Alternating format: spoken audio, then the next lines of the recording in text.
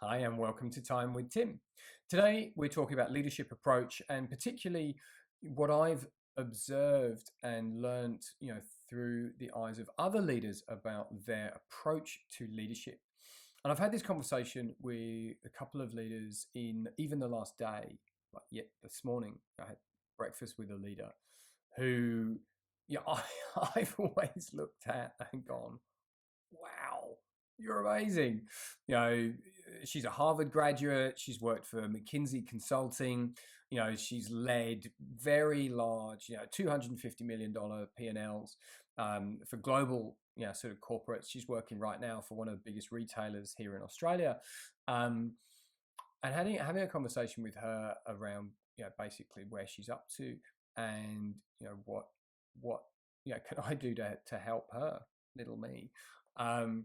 And her response is really interesting that, she really feels like, she can hit her marks in terms of getting into a business and identifying what needs to be done and looking at, transformation or capability uplift or, balance sheet, management, whatever it needs to be. Where she's really sort of struggling a little bit is essentially around her own motivation and her own sort of sustaining her interest over time because, to use her own term, she hasn't really nailed purpose. And the conversation that we then went on to have was really around, well, what has her approach to leadership typically been? And I, sort of asked her permission to compare that with my approach. And then we sort of started to look at how we could sort of move her along towards that attainment of purpose. And essentially what she was saying was that her approach to leadership has always been sort of spontaneous and dependent on the situation that she was thrown into. When you're consulting, that's often what you're obliged to do. Come in here, kind of, blend in, find out what the problems are, give your recommendations, hand over here's the list of to-dos, good luck, right? And then off you go and you're on to the next one.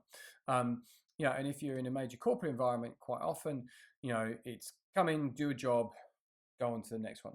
Longer, more engaged perhaps than consulting, but it's still kind of here, there, do this, do this, do this.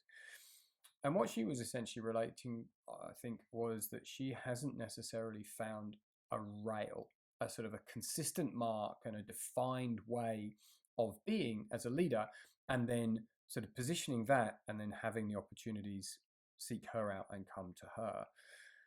And I think this is certainly something that I see a lot and I think is consistent in itself, that a lot of leaders are inconsistent in the way that they lead. That they are almost in a way too malleable, too responsive to what they feel is asked of them or the environment around them. They're essentially looking at contextual or situational leadership, which is okay, but it'll only get you so far. And I think, in this day and age, it actually undermines a lot of leadership potential and capability because you're chopping and changing all the time and you're potentially not really sort of firing and not really activating your true potential because you're leaving a lot of yourself behind. And certainly that was the biggest thing when we really got down to it for this woman, that not enough of herself is brought into her leadership at work because she doesn't feel like there's a sort of a consistent focus for her because of this absence of purpose. So if we look at what we talked about the last few weeks, what are your values?